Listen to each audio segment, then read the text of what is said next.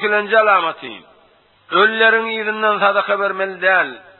Ve şona bişen tagami imel değilliyse bilin şol Vehhabidir. Ayetin hakkında, ayet tutmaklığın hakkında Müslüman doğulum, şunkun bizim aramızda kemir yanlışlıklar var. Ayet tutuluyor, imma müteessifana şerigata varade. Harcı haracat ediliyor, sadaka veriliyor. Imma bu da müteessifana ne kadar yerde şerigata varade. Şun hakkında biraz bir gurrunu değildik. Belki Allah Müslüman doğrular düşünüşüp de önkü alıp barayan tertibini doğrulatır. Yok. Ama müteessifana bizim aramızda tutulayan ayet. İnelekem üçünde ne kadar harc ediliyor? 7'si, 40'ı, ay, 100'ü, yılı. Müslüman doğrular kıynansak da şu berleyen sadakalar şerigata varade. Şunna men saf saday deyin. Şunna yarım riyal sevap yok. Ne beriyene sevappa, ne iyene sevappa, ne öle sevappa, ne dire sevappa. Müslüman doğumsun yarım riyal sevap yok. O ne mi deyip sevap yok? Çünkü şeriat için aytma. Sadaka deyip barıp iyende bila loğman vurduğunu. Loğman bulunna bila karnına giriyor. Karnına girende de bunu gelip de böyle dua etmeli. O hem dua da Peygamber aydıptır. Bir adamın karnına haram loğma girse 40 gün sonra okuyan namazı kabul olacak ki. Ve 40 gün sonra duası da kabul olacak ki. Namazı boyundan savulacak ki. Ve namazın kabul soğanı olacak ki. Sadakada kabul olacak, eden duası kabul olacak ki diye. O zaman şu taydan malakayım, şibir ulukan bir gurrun yani. Sadaka hiç kimin münkursülüğü yok da. Sadaka bir verilmeli de. Yani Kur'an edip de o sadakanı kim inkar edebilecek? Ama şu verilen sadakala, sadaka deyip veriliyor, sadaka diye. Bunlar ölün için bir ziyafet tutuluyor. Buna mordakari diye Farsi dille. Morde peresti diye bayılıyorsun Farsi dille. O zaman şu taydan malakayım, Müslüman doğunum, doğru zat değil yani. Ondan sonra da siz yine bir daha dergen yöne. Şimdi biz şükürünü ağlayat, şimdi bizim ön nefsimi de ters. Yani ben ama Allah'ın yoluma ki şükürün aydı otin, şimdi ben önüme ters. Yani benim ön nefsimi de ters. Şu şüpharım sadaka baramda bizi ağır bastıyla Allah. O deyip de oturtu Allah. Hafız geliptir, ahun geliptir diye. Tuyun kavsi, hursun kavsi, nuşaban kavsi. Hem de zaten kavsi bizim olmadı. Avval başlarında sıyla gidip bizim olmadı getirip Allah. Onsu da var. Ahırda turcak kopyan ona meşhum ne ahuncan. Hiç kime koyuk etmeyecek utanmak deyip cübcüğünü halka öğreyerler. Ama Müslüman doğrum şu doğru değişir. Sadaka biz münkursuluğu diyor ha. Sadaka vermeli de atayım. Ama şu sadaka diye Müslüman doğrum. Bana diyorlar taamı meyyit. Ölüyün taamı. Ölüyün taamı diyen ne mi? İnelekem şu ayı, 40'ı, 100'ü, yılı pişirip veriyor da.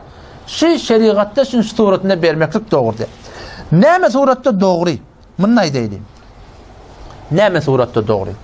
Ne mi surette doğruluğunu ben inşallah kitaptan Hanefi mezhebin muteber kitaplarından inşallah ben şu gurrunu size açıklayıp vereyim.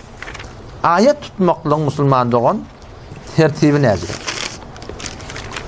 İnelekem bir Müslümanın önüne ayet düşenle şeriatın söyleyeni halayanı şey. Desturlukta şeriatın mustahaptat etsen sogabı var. Birinin önüne ayet düşüptür. Şol öyde bir gün ot yaktırmalı biz hemsayeti doğan kardeşi. Musibet düşüptür daşlara. Ne iman biliyor bile, ne ismini biliyor. Eni ölüptür, at ölüptür, doğan ölüptür. Yaşacık oğlancık ölüptür. Şu bir gün şolun öylerine ot yaktırmalı mustahap etsen sogabtat. Etmeyenin günahı yok. Şolun yiyecek işlerini biz vermeli. Kitabın aytdiyan şey. Ama bu at nezire olur? Bu at tersine olur. Onun ödün musibet. 3 günde, 7 günde neçe milyon harç bu da ödün ulukan bir musibet. Sogap hantama Müslümanlığın bunda sogap da yok. Ne mi deyip? Çünkü şeriat kitap aydıptır. Şu ölüyün ehline pişirip vermeli. İnelekem وَلَا بَأْسَ وَسَا اَنْ يَسْلُحَ لِلْمَيِّتِ تَعَامًا يُبَعْتُ بِهِ اِلَيْهِمْ. Hiçbir irat yok.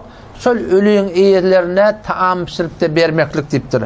Ama adamlara taam pişirmeklik doğru deyiptir. Hanefi mezhebin inelekem El-Mughni Kitab-ül Cenayiz cildi 4 sayfa 408'de saf şunu aydıptır Müslüman doğanın. وَلَا يُبَاحُ اِتِّخَاذُ الزِّيَافَةِ عِنْدَ 3 اَيَّامٍ 3 gün ayet tutyamen, 7 gün ayet tutyamen ziyafet vermek doğru değil. Önemli değil. لِأَنَّ الزِّيَافَ يُتَّخَذُ عِنْدَ السُّرُورِ Bu taam vermeklik, iyidirmeklik, iştirmek bile toyun vurun diye. Toyda verilen zat, hoşlukta verilen zat, narahatide verilmeklik bu şeriatın destur diye. Ondan sonra inelekem bir gün idirdin iştirdin. Ondan sonra 3 gün ayet tutmaklığı izada var. 3 gün ayet tutmaklığı izada var yani 3 gün şol hanavadi meyyit öz öýünde bolup gelen adamlaryň evine oturup da barahim Tanrı yalka vermeklik izada var. 3 gün ayet tutmaklığı izada var diyene 3 gün gelip hava öğlen nahar vermeli, akşamda şam vermeli diyen gurun yok. O jüre gurun yok. Belki 3 gün ayet tutmaklığı izada var. Ne nahar başında ne şamma sadece ayet tutmaklık gurun var. O da nerede yaptı? Yani Reddul Muhtar'da Hanefi mezhebin muteber kitabı metlebun fi kirahiyeti ziyafe min ehlil beyt. Şayitçak metlebim ziyafet vermeklik, bimançılık vermeklik mekruhluğu haramın beğer başından gözlep dururluğu kimden? Min ehlil meyyit hanvadi meyyitten.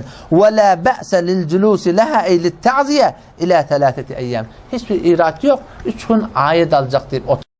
Ama taam vermeklik näme? Ol mekruh tehrimi haramın beğer başından gözlep durun zatiptir Hudaý taqqasyn. Ondan sonra ayet de berjek bolanda gelip de barahim ayet berdim. Hatim gelip oturmalısın yanında yarım saat, 1 saat yok. Gel akanam ayet berip yüzüne akmasın Allah'a 4-5 dağa güýmerip çalamjak turup gidilmeli zatçı. Kitabın aytşana göre. Ondan sonra da ayete men gelecek deyip kitapta gelşi bir gün bellemeler. Bugün 3'üdür. Bugün 5'idir. Bugün 7'dir. Bugün 40'dır yok. Aslında halan vaktin gelamalı. Hatmin ne var ahim gelip ayet vermeliyen gurun yok. Telefon vursam da bolar, SMS etsem de bolar. Şuratlanma hiç sayısın var. Belli bir kayda kuyudat şeriatta yok ki falan etmeli. Bir de atlar ikimiz özümüzden doğrulaptır. 3 gün hatmin barmalıdır. Bugün çadır yıkılacaktır. Yok musulman doğun. Ayette ne sebep barmalı? İle bununla gitmeyin. Ayette bir sebep barmalı. Ayette ne sebep barmalı? Bir sebep barmalı.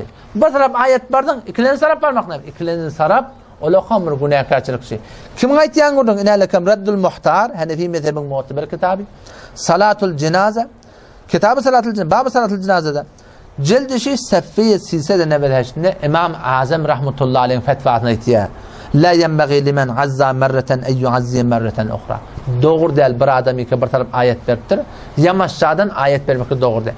Kimin kefi? Doğruca İmam Azam rahmetullahi aleyhin öz benim fetva. Bizim mezhep başımızda şey. Yaşayıcın gurrunga da yaşayıcın esperen gurrungadır. Kadimden gelen yol vardır. Kadimden gelen yok. İmam Azam'dan kadimler yoksun bir de. Ola peygamberin yaralarını görüptür, peygamberin özü gören yalak bir de şeriatı düzüp beriptir de şu. Şondan kadimsi yok musulmanlığın. Berdekire yöne bir